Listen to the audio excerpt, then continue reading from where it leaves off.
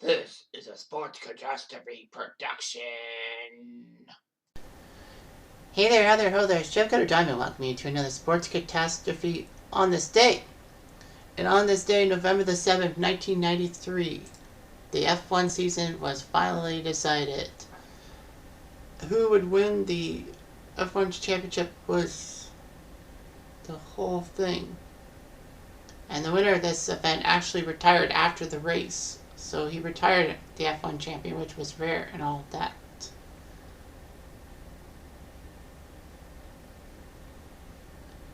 So there was a lot of things going on here with this in Adelaide, Australia. Australia usually having the end of the F1 race instead of early on. But it was still what you have. So anyway,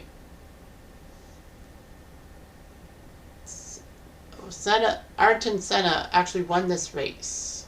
And little did people know that this was the last time Senna actually ended up winning a race. And even the last time he would be on the podium or even finish a race, because he died at Imola in 1994. So this was just unprecedented in everything, every bit of fashion. Riccardo Patrese and Derek Warwick both retired from F1 after this race as well. Patrese had 256 races, which is amazing. It would be like 16 years or something like that. Well, 16 times 16 is 256, is it not? No, it's not. Yeah, it is. So it's like 16 straight seasons in the F1 paddock for Patrese. This was actually the last time that you couldn't refuel during races until 2010. So this was big that you could refuel and all that.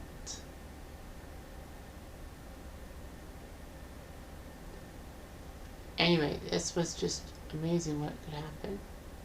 All that. So anyway, Senna won the pole position, his first since Canada in 92. And Williams had 24 straight poles and all that, but failed miserably. So Senna and Prost were on the front grid. You know, they've had their battles in 1989, 1990, but you know, this was different. Damon Hill and Michael Schumacher were third and fourth. Miguel Hakkinen and Garrett Berger were fifth and sixth.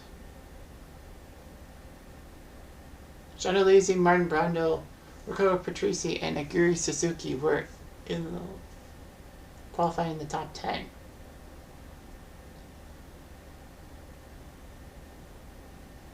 There were a couple of stalls by drivers, but they retained everything. The two Williams cars and Schumacher stayed together while Senna had the lead and all that. Prost was hoping to do everything. Senna would have to pit, so Prost was the leader until he had to stop and all that. Senna had a healthy lead and it looked pretty impressive for Ayrton Senna, and he did. He duly won from Prost by 9 seconds, with Hill 24 seconds back for third place. Alesi and Berger finished 4th and 5th. Patrese was 6th. Well, he had a chance to finish 6th and get a point in his last race, but Brundle surpassed him.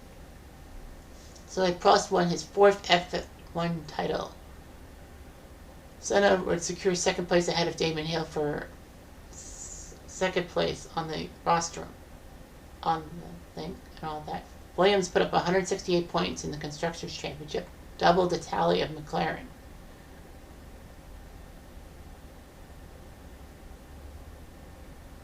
So Alain Prost would retire. Anyway, during the celebration, Senna invited Prost and Hill up to the top step, and it was easing tensions in the rivalry between Senna and Prost. Senna said the race was the end of an era.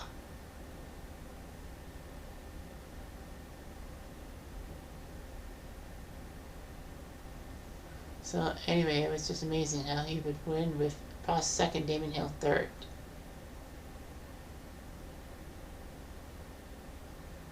Sam Prost and Hill did their job. Lazyberg and Brundle all did it. Patrizi would finish 8th in his last race. Be a lot of it. Michael Schumacher would retire in 19th place because, well, after lap 19 with the engine, so it was just what happened there.